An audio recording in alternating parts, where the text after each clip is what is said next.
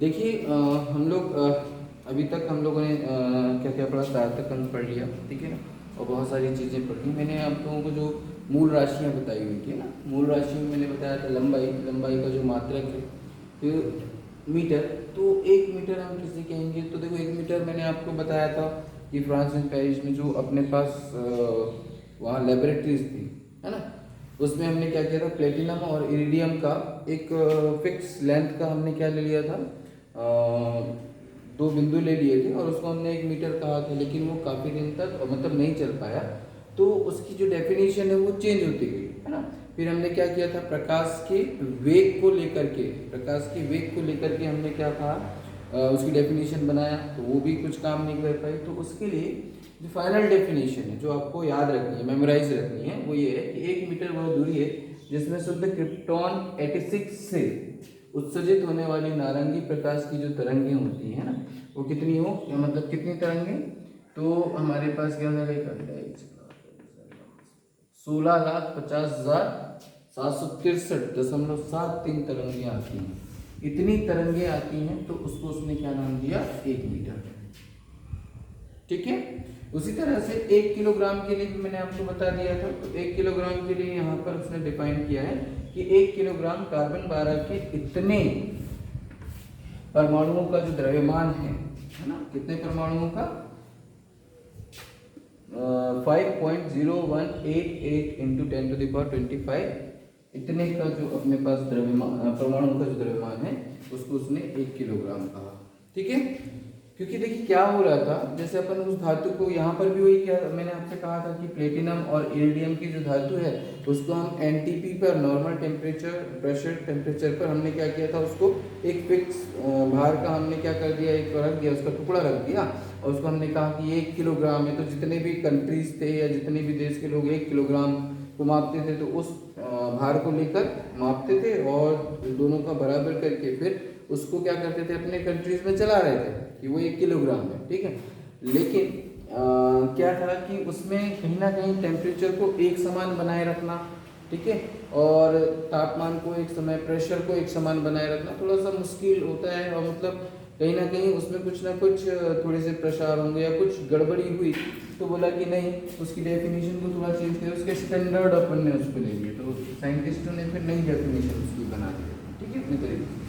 फिर यदि 1 सेकंड की बात करते हैं तो 1 सेकंड वह समय अंतराल है जिसमें परमाणु घड़ी में सीजियम 133 परमाणु के कितने, तो 9,19,26,9,19,26,31,770 कंपन करता है। मतलब 1 सेकंड में यदि इतने, मतलब इतना जो कंपन है, जितने टाइम में इतना कंपन कंप्लीट करेगा, कौन सा, सीजियम 133 परमाणु जो है इतने कंपन जितने समय में करेगा उसको उसने क्या कहा, 1 सेकंड, ठीक है। 1 एम्पियर, तो देखिए मैंने यहाँ जो करंट की जो डेफिनेशन लिखी हुई है, ये क्या है, दो अपन क्या कर रहे थे, यहाँ पे अपन ने करंट आई और यहाँ पर भी अपन, ये दोनों 1-1 मीटर दूरी की, मतलब इनकी लंबाई 1 मीटर है, इसकी लंबाई भी 1 मीटर है, दोनों को हमने ऐसे रखा, ठीक है। तो इन दोनों के मध्य यदि लगने वाला बल जो है 2 × 10⁻⁷ न्यूटन का लगता है इन दोनों चालकों पर, और दोनों चालक को कैसे कैसे लिया हमने, 1-1 मीटर लिया, और 1-1 मीटर की लंबाई लेने के बाद इन दोनों पर हमने जो धारा, मतलब धारा, जितनी धारा हम प्रवाहित करते हैं, मान लो आई का मान, देखो इन दोनों के बीच यदि बल का मान कितना होता है, कितना होता है, 2 × 10⁻⁷ न्यूटन का होता है, तो इसमें जो बहने वाली धारा होगी वो कितनी कहलाएगी, 1 एम्पियर कहलाएगी। Is that clear? तो यहाँ पर सीधे सीधे ये 1 एम्पियर विद्युत धारा वह धारा है जो निर्वात में 1 मीटर की दूरी पर स्थित दो सीधे परस्पर समांतर अनंत लंबाई के चालकों में प्रवाहित होने पर प्रत्येक चालक की 1 मीटर लंबाई पर चालकों के बीच जो अपने पास बल होता है कितना होता है, 2 × 10⁻⁷ न्यूटन का होता है, आरोपित करता है। तो वहाँ जो बहने वाली धारा होगी यदि वो कितने बल का, तो मैं बता दूं आपको 2 × 10⁻⁷ न्यूटन है, इतने न्यूटन का बल इन दोनों किस पे, चालकों के बीच में लगता है, चालकों के 1 मीटर लंबाई के बीच लगता है, ठीक है ना। तो वो अपने पास वो बल क्या क्या मतलब सॉरी वो उसमें बहने वाली जो धारा होगी है ना, वो क्या कहलाएगी, 1 एम्पियर धारा कहलाएगी। Is that clear? इसके बाद हम देखते हैं, अभी हमने कितने 1 2 3 4 की डेफिनेशन देखा, 3 और हमारे पास मूल राशि है, उनकी भी डेफिनेशन हम देख लेते हैं। क्लियर है? देखिए यहाँ पर जो बचे हुए थे हमारे पास, इसमें केल्विन है, तो केल्विन को मैंने आपको इस सारी चीज़ें में समझा दिया है, मैंने सिर्फ आपको लिखवाने के लिए ये किया हुआ है। देखिए जल के त्रिक बिंदु मैंने आपको क्या बताया था, ये खाली गिलास लीजिएगा है ना, उसमें पानी डालिएगा, ठीक है, तो वहाँ पर यदि हम इसमें पानी डाल देते हैं तो यहाँ पर क्या होगा, तो यहाँ पर जो पानी है वो द्रव के फॉर्म में होगा, ठीक है ना।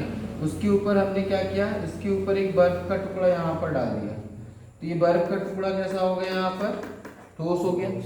और जैसे ही हम इस पानी में बर्फ का टुकड़ा डालेंगे तो इसका कुछ भाग वेपर के रूप में है ना वाष्पित होकर कैसे बाहर जाने लगता है, तो वो क्या हो गया, वाष्प में परिवर्तित हो गया। तो देखिए यहाँ पर जिस तापमान पर पानी के जिस तापमान पर पानी जो है तीनों अवस्था में ठोस, द्रव और गैस, मतलब यहाँ पे क्या है, तीनों अवस्थाओं में पाया जाता है, उसको हम बोलते हैं त्रिक बिंदु। तो उस त्रिक बिंदु के उष्मागतिक ताप का कितना 1/273.16वां भाग क्या कहलाता है, 1 केल्विन कहलाता है। Is it clear? तो आपको ये मैंने एक बार एक्सप्लेन कर ही दिया था, इसको हम कैसे रिप्रेजेंट करते हैं। एक कैंडेला, तो एक कैंडेला क्या होता है, तो एक कैंडेला कृष्णिका मतलब एक काली वस्तु की बात कर रहे हैं है ना, एक काली वस्तु की बात कर रहे हैं, मानक स्रोत हम लेते हैं कोई भी के पृष्ठ के 1/, मतलब यहाँ पर देखिए इकाई दहाई सैकड़ा हजार 10,000 लाख मतलब 6 लाख 1/6 लाख मीटर स्क्वायर क्षेत्रफल की पृष्ठ से लंबवत दिशा में ज्योति तीव्रता, पृष्ठ के लंबवत दिशा में जो ज्योति तीव्रता होगी वो क्या कहलाएगी, एक कैंडेला कहलाएगी। लेकिन उसके लिए कंडीशन क्या होनी चाहिए, जो कृष्णिका का ताप होना चाहिए वो किसके, प्लेटिनम के गलनांक के बराबर होता है। मतलब उस टाइम पर कृष्णिका का जो ताप होगा वो किसके बराबर होगा, जो प्लेटिनम का गलनांक होगा उसके बराबर उसका ताप होना चाहिए, ठीक है। फिर हम बात करते हैं एक मोल किसी पदार्थ की वह मात्रा है जिसमें उस पदार्थ के अवयवों की संख्या कार्बन 12 के कितने, तो 0, देखो अपन ने ऐसा लिखा हुआ था, यदि ग्राम लिखते अपन तो ऐसे हो जाता अपने पास, इसको ग्राम में चेंज करेंगे किलोग्राम में, इसमें ये तो 0.012 किलोग्राम में परमाणुओं की संख्या के बराबर होता है। तो ये मैंने ये भी आपको बता दिया था, ठीक है। इसको अपन को याद करना है, ठीक है। याद करना है क्या मतलब, एक मेमोरी में रखना है, ठीक है। जरूरी नहीं है कि आप मतलब कुछ ही याद रखेंगे आप, जैसे एक मोल इसमें, इसको हम यहाँ पर एवोगैड्रो की संख्या के हिसाब से भी जानते हैं कि नहीं जानते। एवोगैड्रो की संख्या आप लोगों ने कहीं ना कहीं थोड़ा सा सुना होगा जब आप लोग साइंस पढ़े होंगे, विज्ञान 10वीं क्लास में, ठीक है। वो क्या होती है, तो 6.023 × 10⁻23 ये हमारे पास, इसको हम एक मोल इतने परमाणुओं की संख्या दी, उस पदार्थ के इतने, कोई भी अपने पास पदार्थ होगा जिसमें उसमें इतने अणुओं की जो संख्या होगी उसको हम एक मोल बोलेंगे। अभी क्लियर है, ठीक है। तो इसको भी हमने किससे, इसके लिए भी हमने क्या लिया, कार्बन 12 की हेल्प ली। Is it clear? अच्छा, अब इसमें थोड़ा सा हम आगे और देखते हैं। थोड़ा सा मैंने आपको बताया नहीं था कि हम लंबाई को भी मापते हैं, है ना। तो लंबाई को मापने के यदि अपने पास, देखिए मैं लंबाई को अपन 2 तरीके से मापते हैं, थोड़ा सा इधर समझिएगा। मुझे एक बात बताइए, क्या आप एक परमाणु को देख पाते हैं? देख पाते हैं क्या? यदि हम एक परमाणु की बात करें, जैसे मैं अभी यहाँ पर हाइड्रोजन गैस की बात करता हूँ, हाइड्रोजन ये H2 है ना, ये परमाणु है, सॉरी ये तो अणु हो गया, ये H एक परमाणु हो गया, है ना। आर्गन एक परमाणु हो गया, ऑक्सीजन एक परमाणु हो गया। एक्चुअल में ये रहता नहीं है ना, सिंगल, इसलिए इसको अपन क्या लिखते हैं, H2। अच्छा, एक बात मैं आप लोगों से एक क्वेश्चन कर रहा हूँ, इसका आंसर मुझे आप लोग दीजिएगा, ठीक है ना। H2 ही क्यों लिखते हैं, N2 ही क्यों लिखते हैं, O2 ही क्यों लिखते हैं, है ना। और यदि आर्गन को हम लिखते हैं तो मैंने AR लिखा है ना, तो ये इसको AR बस लिखते हैं। इसको H को H2 क्यों लिखते हैं, N को N2 क्यों लिखते हैं, ठीक है ना। तो ये आपको इसका आंसर ढूंढ के मुझे देना है। अब यहाँ पर यदि मैं लिखता हूँ H, ये अपने पास एक परमाणु है, क्या इसको हम देख पाते हैं? नहीं देख पाते हैं, है ना। अच्छा, फिर से वही बात कर रहा हूँ, अब जब देख नहीं पाते हैं तो हम ये कहते हैं कि इस परमाणु में, कोई भी एक परमाणु में, तो परमाणु में क्या होता है, नाभिक होता है, और नाभिक पर क्या होते हैं, जब आप परमाणु की संरचना पढ़ेंगे, है ना, तो एक आध दिन में आप लोगों की परमाणु की संरचना की एक क्लास ले लूंगा, उसमें समझ में आ जाएगा कि परमाणु की संरचना कैसे होती है, ठीक है। तो परमाणु की संरचना में क्या होता है, ये एक नाभिक होता है, नाभिक में धन आयन होते हैं और उसके बाह्यतम कोश में क्या होते हैं, इलेक्ट्रॉन होते हैं। इन दोनों के बीच की दूरी कितनी होती है, तो इन दोनों के बीच की दूरी इतनी कम होती है कि ये 10⁻⁻15 मीटर ऐसा होता है। अब बताओ, ये काफी कम, मतलब कम दूरियों को मापने के लिए हमारे पास पता होनी चाहिए, मतलब कुछ इकाइयां होनी चाहिए हमारे पास कम दूरियों को मापने हेतु इकाइयां, है ना। तो दूरी को जब हम मापेंगे उनके लिए हमारे पास क्या होनी चाहिए, बहुत कम दूरी को, है ना। तो हमारे पास देखिए ये इतनी दूरी, है ना, ये दूरियां कैसी हो सकती थी, तो ये -12 भी हो सकती थी, ठीक है ना, ये हो गई, हाँ ये दूरी इसमें भी होती है 10⁻⁻10। तो इनको हमने एक निश्चित नाम दिया हुआ है। ऐसी कम दूरियां, जैसे हम लोग किसी भी नाभिक में नाभिक की त्रिज्या निकालने के लिए, ठीक है, और दो परमाणुओं के बीच जैसे NaCl है ना, तो NaCl के बीच जो दूरी है उसको निकालने के लिए हम इन छोटी इकाइयों का प्रयोग करते हैं, छोटे मात्रकों का प्रयोग करते हैं, है ना। तो ये इनके प्रयोग हमारे जो है सबसे ज्यादा किसमें होते हैं, तो जो अपने पास परमाणु है, अणु है ना, अणुओं में दो परमाणुओं के बीच की दूरी, एक परमाणु के त्रिज्या की दूरी, ठीक है, और हम इसमें विषाणुओं के जो अपने पास आकार, है ना, विषाणु जैसे जीवाणु विषाणु जिसको हम सूक्ष्मदर्शी से देखते हैं, ठीक है ना, तो उनके आकार को मापने के लिए, तो ऐसी बहुत सारी जगह है जहाँ पर हमें क्या करना होता है, इन दूरियों को मापने के लिए छोटी इकाइयों की आवश्यकता होती है ना। खासकर इसको केमिस्ट्री में हम ज़्यादातर पढ़ेंगे, तो केमिस्ट्री में इन छोटी इकाइयों की, तो उन छोटी इकाइयों के बारे में या छोटी लंबाइयों को मापने के लिए हमारे पास कुछ स्टैंडर्ड इकाई है। जैसे मैं आपको बता दूँ, जैसे हमारे पास, मैं इसको स्टार्ट करता हूँ, जैसे हमने यहाँ पे लिया तो 1 सेंटीमीटर बराबर कितना, 10 मिलीमीटर होता है कि नहीं होता, 1 सेंटीमीटर बराबर 10 मिलीमीटर, ठीक है ना। इसको अपन यहाँ से स्टार्ट करते हैं, ठीक है, तो 1 मिलीमीटर, अच्छा फिर से वही बात, 100 सेंटीमीटर बराबर कितना हो जाएगा, है 100 सेंटीमीटर, वही 1 सेंटीमीटर और 10, तो 100 सेंटीमीटर बराबर 1000 मिलीमीटर, ऐसा लिखो ना, मिलीमीटर, ठीक है ना। तो 1 मिलीमीटर बराबर, यदि मुझे देखो, अब ये 100 सेंटीमीटर को मैं क्या लिख सकता हूँ, 1 मीटर लिख सकता हूँ कि नहीं, है ना, 100 सेंटीमीटर बराबर 1 मीटर। अच्छा, अब यहाँ पर 1 मीटर बराबर मैं क्या डायरेक्ट लिख सकता हूँ, 1000 मिलीमीटर लिख सकता हूँ, ठीक है। और 1 मीटर बराबर, देखो यहाँ पर वही 1 मीटर बराबर 100 सेंटीमीटर, तो मैं इसको ऐसा लिख देता हूँ। देखो, यदि मान लो मुझे, क्योंकि मेरे पास इकाई कौन सी है भाई, SI यूनिट है, SI यूनिट में दूरियां जो होंगी, लंबाई जो होगी, वो किसमें मापी जाएगी, मीटर में मापी जाएगी। तो हमको सारी चीजें ला करके किस में रखनी है, मीटर में रखनी है, तभी तो हम कैलकुलेशन कर पाएंगे। तो हमारे पास कम दूरी है, मान लो हमको कोई 1 सेंटीमीटर बोला, तो 1 सेंटीमीटर को हमको मीटर में कैसे चेंज करना है, तो वो भी हमको पता होना चाहिए कि नहीं। यदि हमको किसी ने बोला कि ये 1 सेंटीमीटर है, तो भाई जब हम कैलकुलेशन करेंगे, जब हम कोई क्वेश्चंस को सॉल्व करेंगे और कोई भी कैलकुलेशन करेंगे, तो ये सेंटीमीटर को हम किस में कन्वर्ट करेंगे, पहले मीटर में परिवर्तित करेंगे। तो मीटर में परिवर्तित करने के लिए देखिए यहाँ पर 100 सेंटीमीटर, मैं फिर से लिख दे रहा हूँ, 100 सेंटीमीटर बराबर 1 मीटर होता है, ठीक है। तो हम क्या कहेंगे, 1 सेंटीमीटर बराबर कितना होगा, 1/100 मीटर होगा कि नहीं होगा। या इसी को मैं क्या करूंगा, जब भाई इसको ऐसा भी तो लिख सकता हूँ, 1/10 में 2 की घात, क्या लिख सकता हूँ, मीटर लिख सकता हूँ कि नहीं। अच्छा, इस 10 की घात, इस 10 में 2 की घात 1/, में यदि इसको ऊपर लिखूंगा तो 10 में 2 की -2 की घात मीटर हो जाएगा। अभी ठीक है। तो 1 सेंटीमीटर बराबर डायरेक्ट मैं ऐसा लिख सकता हूँ कि नहीं। ये प्रैक्टिकल यूनिट से आगे जाकर के बहुत काम आने वाली है, ठीक है।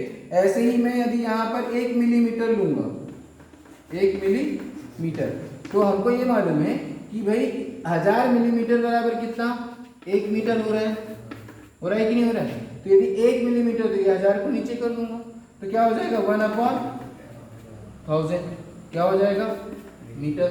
ठीक है, तो ये कितना आ जाएगा, देखिए 10⁻³ मीटर, ऐसे ही हो जाएगा। क्लियर है। तो 1 मिलीमीटर को यदि मीटर में चेंज करेंगे तो इतने का गुणा कर देंगे। यदि मुझे किसी ने बोला कि 4 मिलीमीटर, क्या बोला उसने, 4 मिलीमीटर, है ना, मिलीमीटर, तो इसको क्या करिए, मीटर में चेंज करिए। तो मैं क्या लिखूंगा भाई, ये मिलीमीटर है तो 4 × 10⁻³ मीटर, ऐसे लिखूंगा। होगा कि नहीं होगा। ठीक है, किसी ने बोला 4.4 मिलीमीटर, तो कुछ नहीं, अपन क्या करेंगे, इतने का गुणा इसके साथ कर देंगे तो अपन को मीटर मिल जाएगा। बात समझ में आ रही है। इसी तरह से ये हमारी छोटी, ये तो मिलीमीटर तक इकाई है। अब यदि हमारे पास इकाई होती है, देखिए 1 माइक्रोमीटर, 1 माइक्रोमीटर, या इसी को हम किससे दिखाते हैं, म्यू, है ना, 1 म्यू। ये क्या हो जाएगा 1 माइक्रो, तो इसको अपन क्या लिखते हैं 10⁻⁶ मीटर, याद रखिए। माइक्रो, ये क्या है, माइक्रो, 1 माइक्रो। फिर हमारे पास क्या आता है, 1 नैनो, क्या आएगा, नैनो। तो 1 नैनो मतलब 1 N, तो ये हमारे पास क्या हो जाता है 10⁻⁹ मीटर। ठीक है, फिर हमारे पास आता है पीको, नैनो के बाद सॉरी एंगस्ट्रॉम, 1 एंगस्ट्रॉम, उसको ऐसा दिखाएंगे अपन, नैनो हो गया। ठीक है, एंगस्ट्रॉम को हम इस तरह से दिखाते हैं, 1 एंगस्ट्रॉम। 1 एंगस्ट्रॉम क्या होता है, 10⁻⁻10 मीटर, ये।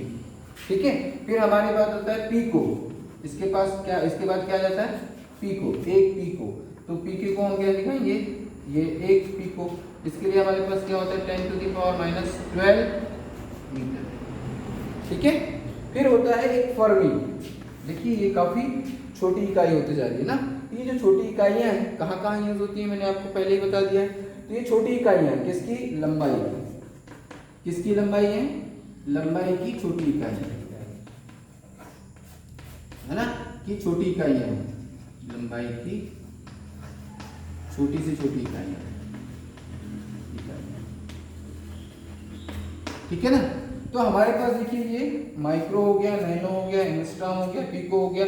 तो कई बार आपको यदि एंगस्ट्रॉम में दे दिया तो हम इसको किस में चेंज करेंगे, बोला किसी ने कि 10 एंगस्ट्रॉम बोला, कितना एंगस्ट्रॉम, 10 एंगस्ट्रॉम। तो इसको हमको पहले क्या करना होगा, मीटर में चेंज करेंगे। तो क्या करेंगे 10 × 10⁻, 1 एंगस्ट्रॉम कितना होता है, तो हम बोलेंगे 10⁻⁻ मीटर। बस समझ में आ रही है। तो हमारे पास ये हो गया, क्लियर है। बोला उसने 6000 एंगस्ट्रॉम बोला, ऐसा बोल दिया, तो इसका मतलब क्या है 6000 × 10⁻10 मीटर, चेंज हो गया मीटर में। ठीक है ना। तो हमको यदि एक पता है तो बाकी हम निकाल लेंगे गुणा करके, क्लियर है। ठीक है, तो क्वेश्चन में हमको कुछ भी दिया जा सकता है, लेकिन आपको ये पता होना चाहिए, ये छोटी इकाई है। ठीक है, तो हमारे पास पीको के बाद आता है फर्मी, 1 फर्मी। क्या होता है, 1 फर्मी। 1 फर्मी क्या होता है, 10⁻⁻15 मीटर। इतनी छोटी इकाइयां होती हैं। ठीक है, तो ये छोटी इकाइयां हैं माप की, लंबाइयों की। तो ये आपको पता होनी चाहिए, नोट करना है। देखिए अब अभी हमने अति सूक्ष्म दूरी के लिए निकाला। अब काफी ज्यादा दूरी के लिए जैसे अपन बात करते हैं, यहाँ से किसी पृथ्वी से मंगल ग्रह की दूरी, है ना, बृहस्पति की दूरी, सूर्य की दूरी, ऐसी दूरियों के लिए मुझे को मापना है। जैसे अब किलोमीटर है, तो किलोमीटर तो अपने पास ठीक है कि हमने बोला 1 मीटर। अच्छा, फिर से वही बात कि 1000 मीटर बराबर कितना होता है, 1 किलोमीटर। 1 किलोमीटर, ठीक है। तो हम क्या करेंगे, 1 मीटर बराबर क्या हो जाएगा, तो 1 मीटर बराबर 1/, अच्छा सीधी सी बात है, 1 किलोमीटर बराबर कितना, आपने 1000 मीटर बोला है कि नहीं। अब यदि अपन को 2 किलोमीटर बोला तो 2000 ले लेंगे, 3 किलोमीटर बोला तो 3000 मीटर ले लेंगे, क्योंकि हम तो मीटर में ही चेंज करेंगे। देखिए ठीक है। तो ये तो हम निकाल लेंगे किलोमीटर वाला, लेकिन यदि हमको बात करनी है उस दूरी की, बात करते हैं अपन ग्रहों के बीच की दूरी, है ना, यहाँ से सूर्य के बीच की दूरी, तो उसके लिए हमारे पास बड़े बड़े क्या चाहिए, यूनिट चाहिए। तो हमारे पास एक है 1 प्रकाश वर्ष, है ना। तो 1 प्रकाश वर्ष वह दूरी है जो कि प्रकाश निर्वात में 1 वर्ष में तय करता है। तो पहली बात तो ये कि प्रकाश की जो चाल होती है वो 1 सेकंड में कितनी दूरी तय करता है, तो 3 × 10⁸ मीटर दूरी अपनी तय करता है। 1 सेकंड में इतनी दूरी तय करता है, ठीक है। तो 1 प्रकाश वर्ष मतलब 1 वर्ष में वो कितनी दूरी तय करेगा, तो भाई ये इतना 1 सेकंड में, इतनी दूरी 1 सेकंड में। तो 365 दिन में, 1 वर्ष में कितने दिन होते हैं, 365 दिन, और एक दिन में कितने घंटे, 24 घंटे। देखो 1 वर्ष में 365 दिन, उसमें 24 घंटे, 1 घंटे में कितने मिनट, और 1 मिनट में कितने सेकेंड, 60 सेकेंड, है ना। और सबका गुणा कर दीजिए। अब इतना सारा लंबा चौड़ा गुणा था इसलिए मैंने डायरेक्ट लिख दिया है।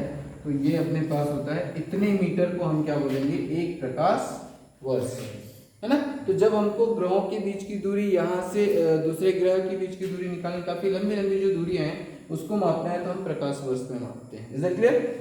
पारसेक की बात करते हैं तो भाई 3.26 प्रकाश वर्ष, प्रकाश वर्ष का इतना गुना 1 पारसेक कहलाएगा, ठीक है। फिर हमारे पास यदि आती है खगोलीय मात्रक, मतलब एस्ट्रोलॉजिकल यूनिट। तो पृथ्वी से सूर्य की औसत दूरी को क्या हो जाएगा, खगोलीय मात्रक कहते हैं। एक खगोलीय मात्रक बराबर या एस्ट्रोलॉजिकल यूनिट जो होती है 1.496 × 10⁻11 मीटर। ये हमारे पास क्या है, खगोलीय मात्रक। Is it clear. तो इस तरह से हमारे पास लंबी दूरियों की, अधिक दूरियों के लिए, है ना, और कम दूरियों के लिए। फिर हमारे पास वजन के लिए, भार के लिए आता है किलोग्राम, किलोग्राम में मिलीग्राम में दिया है तो उसको किलोग्राम में बदलना। तो ये सारी चीजें आपको आनी चाहिए, ठीक है ना। 1000 मिलीग्राम बराबर 1 किलोग्राम अपन लेंगे, ठीक है। 1000 ग्राम बराबर, मतलब सॉरी 1000 ग्राम बराबर 1 किलोग्राम, और 1 मिलीग्राम बराबर कितने ग्राम, सॉरी 1/10 ग्राम, है ना, क्योंकि 1 ग्राम बराबर 10 मिलीग्राम, ठीक है ना। तो इस तरह से अपन को भार के लिए भी पता होनी चाहिए, बट दूरियों के लिए काफ़ी ज़्यादा मात्रा में यूज़ होता है, तो हमने उस चीज़ को पहले समझ लिया। आपको ये लिखना होगा, ठीक है। चलिए आगे देखते हैं थोड़ा सा,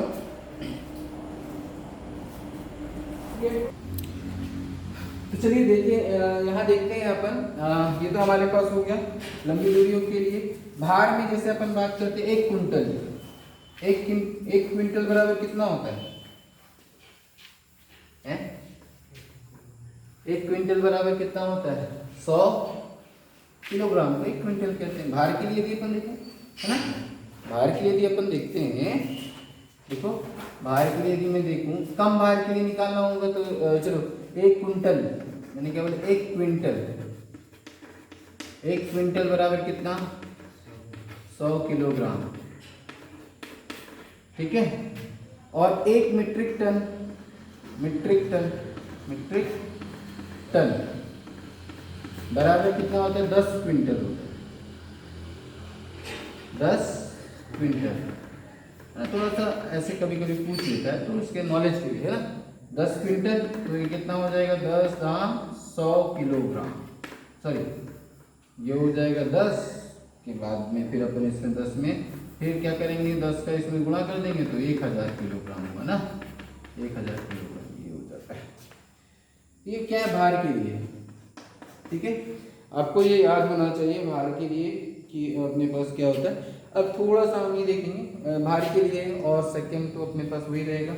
तो खैर इसको आपको याद रखना है। एक ऐसा ये भी होता है अपने पास, थोड़ा सा मैं आपको बता देता हूँ कि 1 एटॉमिक मास यूनिट, ये कम के लिए होता है, कम भार जो होगा, तो कम भार के लिए अपने पास होता है 1 एटॉमिक मास यूनिट, इसको बोलते हैं ए से होता है, इसको ऐसे पूरा लिख देता हूँ मैं ना, 1 एटॉमिक मास यूनिट, परमाणु द्रव्यमान भार, इसको हिंदी में क्या लिखेंगे, परमाणु द्रव्यमान भार, ठीक है। ये किसके लिए होता है, कम द्रव्यमान के लिए। ये कितना होता है भाई, तो ये 1.66 into 10 to the power minus 27 kilogram ये होता है, ये ग्राम। क्लियर है? तो ये सबसे कम भार के लिए है, ये देखिए ये हो जाता है। ठीक, अब मैंने आपसे कल के क्या कहा था कि नेक्स्ट जो लेक्चर है उसमें हम देखेंगे गणितीय अवधारणाएं। तो आप याद रखिए जो 10th तक हम लोगों ने जो गणित में पढ़ा है, ठीक है ना, तो उसके कुछ कंसेप्ट हमारे फिजिक्स में यूज होंगे, है ना। तो फिर भी मैं थोड़ा सा उसको रिवाइज करूंगा और कुछ नए जो होंगे जिसमें हम क्या पढ़ेंगे, अवकलन समाकलन के थोड़े से कुछ फॉर्मूले देखेंगे। तो अवकलन का अर्थ क्या होता है, समाकलन का क्या अर्थ होता है, और उसके कौन कौन से जो हमारे पास फॉर्मूले हैं जो हमको फिजिक्स में यूज आएंगे वो हम देखेंगे। उसका भौतिकी अर्थ देखेंगे, अवकलन का क्या होगा, उसको हम भौतिक में किस तरह से यूज करेंगे, समाकलन को हम भौतिक में किस तरह से यूज करेंगे, उसको हम नेक्स्ट लेक्चर में देखेंगे। लेकिन जो बेसिक फॉर्मूले हैं जैसे पाइथागोरस थ्योरम है, तो आप लोग जानते हैं पाइथागोरस थ्योरम क्या होता है। तो हम थोड़ा सा गणितीय अवधारणा के बारे में हम देख लेते हैं कि गणितीय अवधारणाएं क्या है जो हमको गणित जो मैथमेटिक्स जो है वो फिजिक्स में हमको यूज आएंगे। तो सबसे पहले हमारे पास ये है पाइथागोरस थ्योरम। आप जानते हैं पाइथागोरस सबसे ज्यादा यूज होने वाला थ्योरम है और ये हम फिजिक्स में बहुत ज़्यादा यूज़ करते हैं, है ना कहीं इसका यूज़ बहुत ज़्यादा। फिजिक्स क्या, ये तो यूनिवर्सली यूज़ बहुत ज़्यादा होता है, ठीक है ना। त्रिकोणमिति में इसके बिना काम ही नहीं चलता है, ठीक। तो हमारे पास देखिए और त्रिकोणमिति कहीं ना कहीं फिजिक्स का एक हिस्सा है ना। ट्रिग्नोमेट्री जो है फिजिक्स का एक हिस्सा है, तो कहीं ना कहीं उसमें वो चीज़ें आनी है। तो हमारे पास ये समकोण त्रिभुज है ना, ABC। तो पाइथागोरस थ्योरम क्या कहता है कि जो एक भुजा का वर्ग या कर्ण का वर्ग होता है ना, वो अन्य दो भुजाओं के वर्गों के योगफल के बराबर होता है। तो मैं यहाँ पर ही लिख देता हूँ इसको कर्ण। मैं यहाँ पे लंब और आधार नहीं लिख सकता हूँ क्योंकि मैं यहाँ पर कोण प्रदर्शित नहीं किया। यदि कोण मैं यहाँ थीटा लिखता हूँ तो इस थीटा के लिए ये लंब होगा, है ना, और यदि यहाँ पर बीटा लेता हूँ तो बीटा के लिए ये लंब होगा। ये जानते हैं ना, कोण के सामने वाली भुजा लंब होती है। तो खैर मैं यहाँ पर लंब आधार नहीं लिख रहा हूँ, लेकिन यहाँ पर आप ऐसे जरूर लिख सकते हैं कि एक भुजा का वर्ग अन्य दो भुजाओं के वर्गों के योगफल के बराबर होता है। ये पाइथागोरस थ्योरम आपको याद होना चाहिए। Is that clear? इसके बाद हमारे पास कुछ फॉर्मूले मैंने आपको बताए हुए हैं या फिर आपको याद होना चाहिए। a देन b का whole square, a square plus b square plus 2ab। दूसरा फॉर्मूला a माइनस b का whole square, a square plus b square minus 2ab, ठीक है ना। फिर हमारे पास फॉर्मूला आता है a प्लस b का होल क्यूब, या इसको थोड़ा सा ये वाला लिख लेते हैं फॉर्मूला पहले, a square minus b square. सबसे ज्यादा यूज होने वाला फॉर्मूला यही है, a प्लस b और a माइनस b, ठीक है। इस तरह से हमारे पास क्या हो जाएगा, a प्लस b का होल क्यूब, ये क्या हो जाता है, तो a cube plus b cube plus 3ab a plus b, ठीक है। a माइनस b का होल क्यूब ये हो जाता है a cube minus b cube minus 3ab, है ना, a माइनस b, ठीक है। इस तरह से हमारे पास a cube minus b cube, ये फॉर्मूला क्या होगा, a plus b sorry a minus b, ठीक है। फिर ये होता है a square plus ab plus b, ठीक है ना। वैसे ही a cube plus b cube का फॉर्मूला क्या हो जाएगा, तो a प्लस b, ठीक है ना, ये a square minus ab plus b square, ये हो जाता है, ठीक है। इसी तरह से हमारे पास और भी अपने पास फॉर्मूले बनते हैं, वो क्या हो जाएंगे, जैसे देखिए 1 2 3 4 5 6 7 और एक 8वां हमारे पास हो जाता है a plus b plus c का होल स्क्वायर, है ना, बराबर क्या हो जाता है, a square plus b square plus c square plus 2ab plus 2bc plus 2ca, ये हमारे पास हो जाता है। तो ऐसे कुछ फॉर्मूले हैं, ये चीज़ें आपको दिमाग में रहनी चाहिए क्योंकि 10th क्लास में आप लोगों ने ये पढ़ा हुआ है। तो आई थिंक मैंने इसको रिवाइज करा दिया है, आप ये थोड़ा सा याद करिएगा, है ना। तो इसमें इससे रिलेटेड क्वेश्चन आपने बनाए हैं, तो कई बार आपको कुछ ऐसी अपनी फिजिकल क्वांटिटीज आ जाएगी जिनके बीच रिलेशन ऐसा होगा, तो उसको आप इस तरह से सॉल्व करना होगा, है ना। तो कहीं ना कहीं आपको ये फॉर्मूले क्या होंगे, यूज में आएंगे, ठीक है। और हमारे पास ये तो आपने पढ़ा होगा, इसमें कुछ एग्जांपल्स हैं वो आप भी देख लेंगे, बुक्स में हैं, उससे आप बनाएंगे, ठीक है। फिर हम आते हैं थोड़े से लॉग के, लॉगरिथम। अच्छा, लघु गुणक क्या होता है? सबसे पहली बात है ना, लघु गुणक क्या होता है जानते हैं आप लोग? लघु गुणक तो हटा दिया है आजकल, सिलेबस से ही हटा दिया है, बहुत सारे बच्चों को नहीं पता होता। लघु गुणक, लघु गणक कहते हैं, है ना। लघु गुणक क्या है? सबसे पहली बात, लघु का मतलब क्या होता है?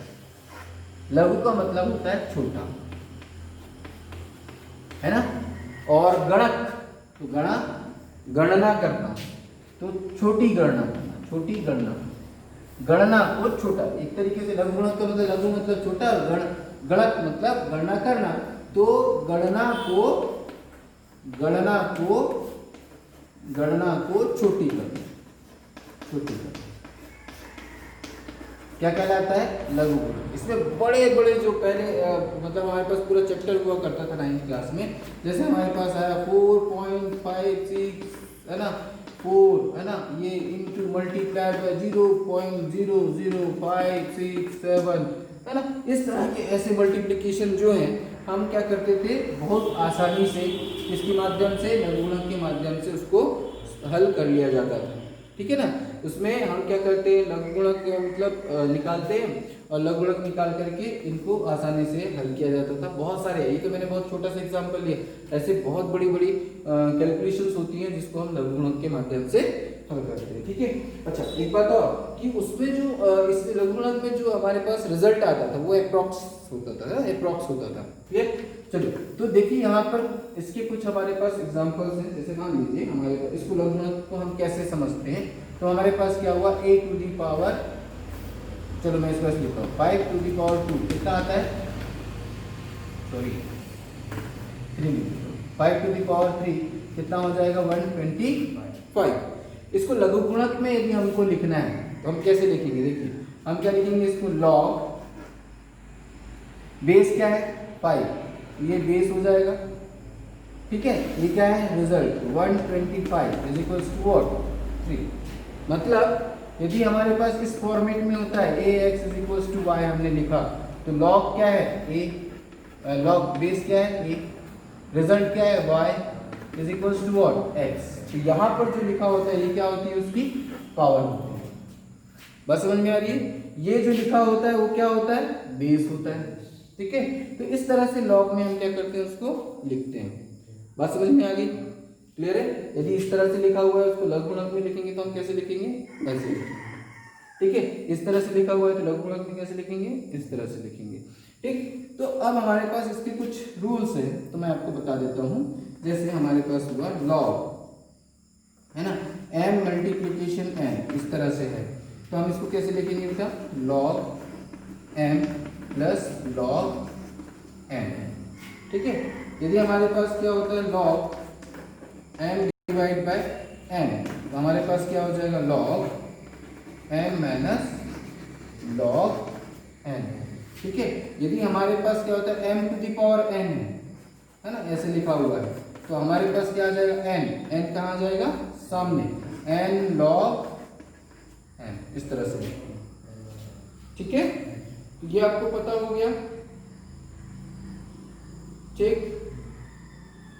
अब हमारे पास थोड़ा सा एक चीज और, यदि मान लो हमारे पास लॉग लघु गुणक निकालना है, यदि आधार क्या है, e है ना, और ये भी हमारे पास क्या है, देखो सीधी सी बात है बेटा, यहाँ ध्यान दो थोड़ा सा, आधार e है और ये e है, तो ये कितना होगा बताओ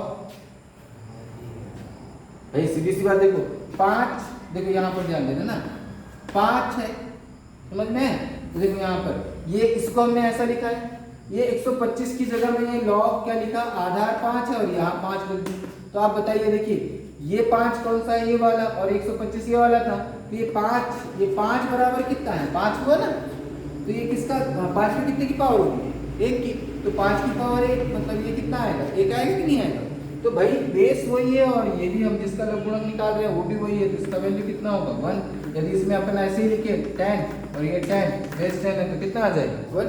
बस समझ में आ रही, देखिए यहीं से ले लो भाई। 3 कब आया, ये 3 कब आया, जब 5 में कितने की पावर 3 होती है, 5 में 3 की पावर 125 होती है। यहाँ पर देखो इसकी पावर इतनी, तो यहाँ पर वही चीज, 5 की पावर 1 कितना, 5, ऐसे ही करेंगे। यदि मान लो आपको ऐसा दे दिया, मैंने ऐसे दे दिया, चलिए आप बता सकते हैं यहाँ पर कितना आएगा? 2 3 4 कितना आएगा? 4 में कितने की पावर 64 आएगा? भाई ऐसे देखो, इसको लिख के देखो, 4 में कितने की पावर, तो 4 गुना 4, 4 चौ 16, 16 चौके 64, तो 4 की पावर 3 कितना 64, यहाँ कितना आ जाएगा? आएगा कि नहीं आएगा? वही चीज मैं आपसे पूछूं, लॉग बताइए,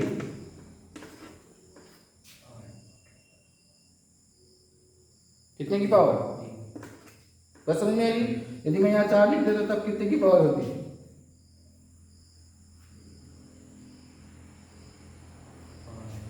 चलो 4 की जगह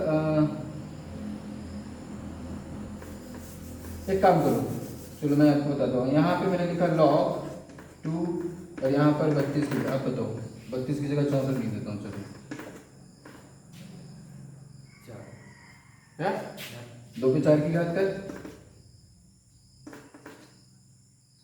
हाँ अब बोल 6 की पावर है ना, 16 दूनी 32 दूनी 64, ठीक है।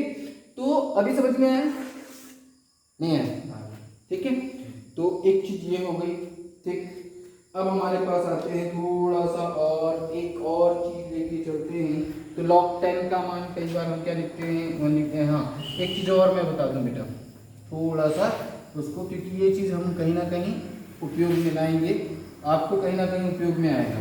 यदि मान लो हमारे पास लघुगुणक है ना, हमारे पास क्या है log e, हमारे पास क्या है log e x, ऐसा है y हमारे पास ऐसा दिया, y बराबर आधार क्या है हमारे पास, सॉरी आधार हमारे पास 10 है, आधार हमारे पास 10 है, ठीक है, या e है, सॉरी नेचुरल, इसको नेचुरल बेस कहते हैं, ठीक है। अब इसको मेरे को आधार को क्या करना है 10 करना है, आधार को क्या करना है 10 करना है। तो मैं क्या करूँगा, यहाँ पर 2.303 इतने का मल्टीप्लाई कर दूंगा, तो यहाँ पर क्या हो जाएगा, जो आधार है मेरा ये e, वो कितना हो जाएगा x। तो आधार को बदलने के लिए इसको, आधार को नेचुरल आधार, नेचुरल मतलब प्राकृतिक जो आधार है e को, e आधार को बदलने के लिए, ये आधार को 10, आधार 10 में, आधार ऐसे लिख देता है ना, आधार 10 में बदलने के लिए किसका मल्टीप्लाई करना होता है, इतने का मल्टीप्लाई करते हैं। चलिए हम किसका मल्टीप्लाई करते हैं, 2.303 का गुना किया जाता है, ऐसा लिख देना, थोड़ा सा नोट करके लिख लेना, ये नोट करके लिखेंगे ना, एक अलग से नोट तैयार कर लेंगे। Is it clear? तो ये हमारे पास क्या हुआ, लघुगुणक हो गया। इसके कुछ और मैं आपको बता देता हूँ, इसके कुछ एग्जाम्पल्स आप लोग करेंगे, ठीक है। एक आध एग्जाम्पल बता दूँ क्या? एक आध एग्जाम्पल देख लेते हैं, ठीक है। चलिए देखिए एक एग्जाम्पल अपन ले लेते हैं, ये है, इसको सॉल्व कैसे करेंगे। तो पहला अपने पास देखिए क्या दिया है, log 6 प्लस 3 log 3, ये वाला अपने पास आ गया, देखिए m log n, इसका क्या होता है, हमने यहाँ पे पढ़ा हुआ है log m to the power n, यही होता है ना। इसको मैं उसी तरह से लिख देता हूँ, तो ये क्या हो जाएगा log 4 की पावर 3 हो जाएगा। इसको सॉल्व कर लेते हैं, देखिए प्लस होता है, तो प्लस वाले में भी हमारे पास फॉर्मूला है, क्या होता है log m इंटू n है, तो क्या होता है log m plus log n। यदि ऐसा दिया है तो उसको हम ऐसा लिख सकते हैं कि नहीं लिख सकते हैं, तो वही चीज़ काम कर रहा हूँ। देखो 4 पे 3 की पावर कितनी होती है, 64, तो 6 इंटू 64, अब इसमें जो हो जाएगा ये आंसर हो जाएगा अपना, सिंपल सा, ठीक है। इसी तरह से हमारे पास दूसरा क्वेश्चन जो है, देखो क्या हो जाएगा log 45 माइनस, यहाँ पर क्या है, ये क्या हो जाएगा log 3 टू दी पावर 2, देखिए 2 ऊपर आ जाएगा 3 के, ठीक है ना। हमारे पास क्या हो जाएगा, तो log 45 है ना, माइनस कितना हो जाएगा log 9, तो यहाँ पर देखिए हमको मालूम है log m minus log n, तो क्या होता है log m अपॉन n, होता है कि नहीं, कितना आ जाएगा आंसर, log 5 आंसर। ठीक है, इस तरह से। तो इसके आगे मैं आप लोगों को कल जो है हम लोग देखेंगे अवकलन और समाकलन, और उसका भौतिकी में प्रयोग किस तरह से होगा उस चीज को समझेंगे। तो आज के लिए इतना काफी है।